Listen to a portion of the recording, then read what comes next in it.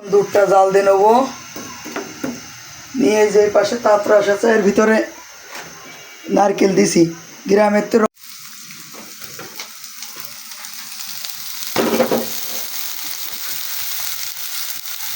তো দুধটা এখন তাতরাসের মধ্যে ঢেলে দিচ্ছি।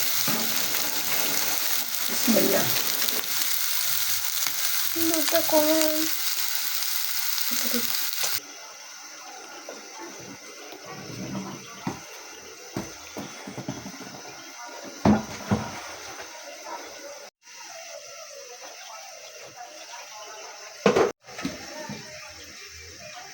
বিসমিল্লাহ।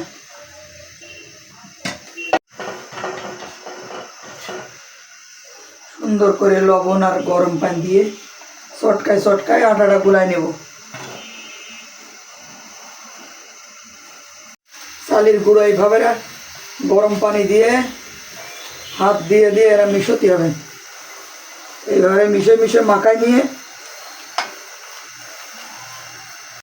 যাতে এইভাবে হাত দিয়ে চটকাতে হবে, এত সুন্দর হবে পিঠেটা।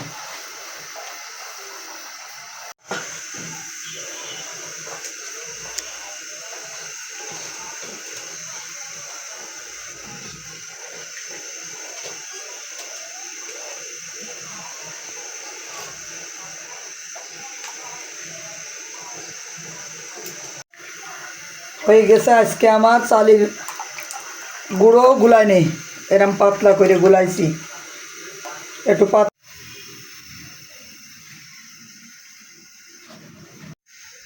বিসমিল্লাহ।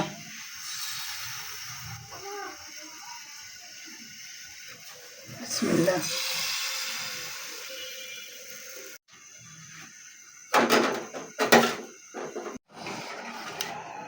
দেখেন বন্ধুরা, এটা বানাতে বানাতে কিন্তু এই গুলাটা বারবার গোলাতে হবে, এবারে নাড়া দিতে হবে। আমার ক্যাঁচড়ারা ভিজনে পিঠে খুব পছন্দ করে। আপনারা আবার মনে করেন না ক্যাঁচড়া কারে কয়, ক্যাঁচড়া আমি ছোটোদেরই বলি, সব ছোটোদেরই আমি ক্যাঁচড়াই বলি। আমার বাচ্চা হোক আর আমার বোনের বাচ্চা হোক, ভাইয়ের বাচ্চা হোক।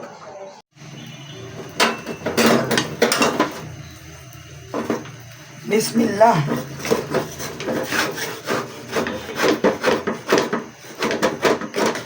কত সুন্দর আমার পিঠেগুলো ফলছে। এই যে এখন রসের ভিতরে দিয়ে দিচ্ছি।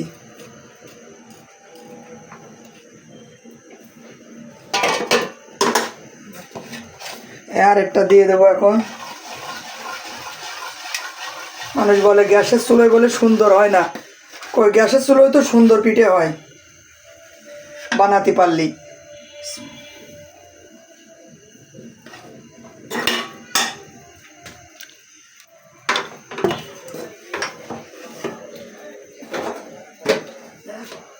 অনেকগুলো পিঠে এর ভিতরে দিছি। এই যে সব কটা কত সুন্দর ফুলেছে। অরিজিনাল খেজুরির রস জ্বালায় করেছে, এটা কিন্তু গুড় জ্বালাই না। খেজুরির রসের ভিতরে একটু দুধ দিছি, দিয়ে তাই এই পিঠে ভিজাচ্ছি। নারকেল দিছি।